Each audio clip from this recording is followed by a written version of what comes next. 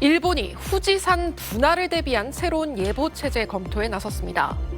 기존에는 분화로 발생하는 화산재 예보에 1mm 이상 기준만 있었지만 실제로 후지산이 분화할 경우 더 심각한 피해 상황이 발생할 것을 예비해 이를 점검하기로 한 겁니다.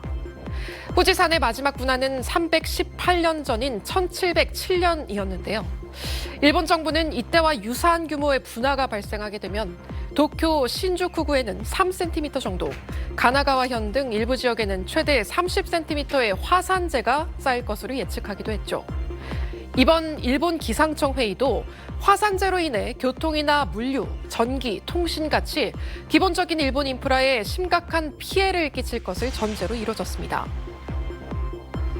전문가들은 화산재가 1mm 쌓이면 차량 통행 속도가 시속 30km로 제한되고 10cm 이상 쌓이면 차량 통행이 불가능해질 것으로 전망했는데요.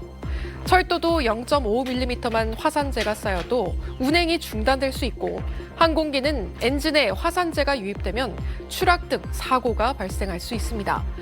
일본 기상청은 이번 논의를 바탕으로 화산재랑 관련 정보에 3cm 이상, 30cm 이상 등의 새로운 기준을 추가하고 예보 대상 지역을 확대하는 방안을 검토한 것으로 알려졌습니다. 후지산은 지난 5,600년간 약 180회 정도 분화했는데요. 언제 분화해도 이상할 것이 없다는 관측도 나오고 있는 상황입니다.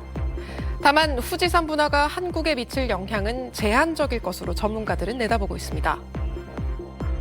후지산이 있는 쪽은 편서풍 지대이기 때문에 바람이 화산재가 나오면은 주로 동쪽으로 가거든요. 후지산에서 동쪽의 요코하마, 북동쪽의 도쿄 이런 쪽으로 퍼지기 때문에 우리나라에는 올 가능성은 1%도 안 되죠. 그러나 편서풍이 주로 부는 겨울철이 아닌 여름에 분화가 일어나면 바람의 방향에 따라 한국에도 어느 정도 피해가 발생할 수 있다는 전망도 있습니다. 해발 3,776m, 도쿄에서 서쪽으로 100km가량 떨어져 있는 일본 후지산. 후지산이 대규모로 폭발할 경우 도쿄와 주변 지역에 엄청난 화산재가 쌓여 큰 피해가 예상된다고 마이니치 신문이 전했습니다. 일본 정부의 비공개 회의 내부 자료에 따르면 화산 폭발 시 예상되는 화산재의 양은 4억 9천만 제곱미터입니다. 화산재를 처리해 보관하려면 도쿄돔 390개가 필요한 분량입니다. 도쿄와 가나가와현, 지바현 등 수도권 8개 광역지자체와 시즈오카현이 화산재에 뒤덮일 것으로 예상했습니다. 화산재 무게로 목조가옥이 무너지거나 화산재가 확산하면 2,670만 명이 피난을 떠나야 할 것으로 관측됐습니다. 일본 수도권 인구의 60%에 해당합니다. 정전 피해 주민은 3,600만 명에 달할 걸로 추산됐습니다. 후지산은 1707년 12월 대규모로 폭발했습니다. 이후 300년가량 분화가 없었기 때문에 언제든 분화할 수 있다고 학계는 보고 있습니다.